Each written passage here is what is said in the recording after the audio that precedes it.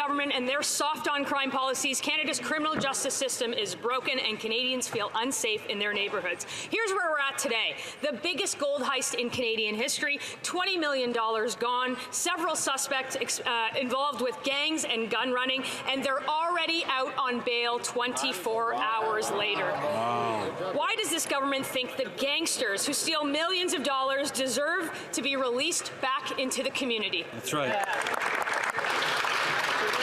The Honourable Minister of Justice and Attorney General of Canada. I thank the member opposite for that important question. I point out to her and to other members of this chamber that we passed significant bail reform legislation in this chamber with the cooperation of premiers around the country and law enforcement officials around the country. What I would also point out to the member opposite is that I share her concern for organized criminality. In fact, I share it so much so that the Budget Implementation Act contains measures that will address money laundering and address financing through criminality. I desperately hope that that member and all of her colleagues will be supporting that aspect of our legislation and helping us to tackle organized crime and money laundering.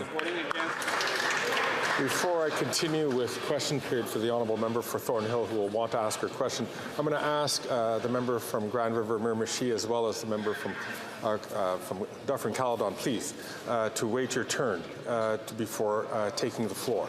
The Honourable Member from Thornhill. Speaker, it didn't work because Liberals do think that these criminals should be released back into the community because they passed the very bills that made it possible. And they are the reason why gun runners and gangsters who steal millions of dollars in gold get turned back loose into the streets. Did the Prime Minister get a little golden nugget from these criminals to pass his catch and release Bill C-75? When will they finally reverse these policies, protect our communities, and keep criminals in jail where they belong? Yeah. The Honourable Minister of Justice and Attorney General. Mr. Speaker, our resolve to ensure communities are safe is strong. What we did in the past 18 months is we've enacted legislation that addresses the acute causes of crime. What we've done in the past 18 months is ensure that the bail reform system deals with violent, serious offenders, and we had the support of law enforcement right around this country. The other thing that law enforcement has been talking to me and my colleague, the Minister of Public Safety, about is the acute need to address organized criminality in this country. Previous times legislation has been in this chamber, they have voted against such legislative initiatives. They have one more opportunity, but they've already announced they won't be supporting us getting tough with money laundering and organized criminality. The Honourable Member from Thornhill. Speaker, they're out on bail less than 24 hours later. The Liberal incompetence touches so much more than the criminal justice system. You might need a nugget of gold to buy gas in Ontario today. After 9 years of this Prime Minister, his carbon tax prices have hiked the cost of gas by 14 cents a litre today. If he refuses to call a carbon tax election, will the Prime Minister put a pause on his punishing hikes over the summer so that Canadians can take a little road trip, or will he do everyone in this country a favour and take a permanent road trip so the Canadians can afford to live? Yeah. The Honourable Minister for Public Services and Procurement.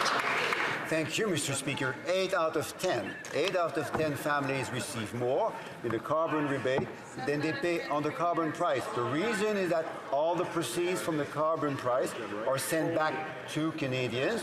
Wealthier families pay more, so low-income and middle-class families get more, Mr. Speaker. 8 out of 10 families get more from the carbon rebate than they pay on the carbon price. In addition to that, obviously, that reduces pollution, that reduces the cost of climate change. Hear, hear.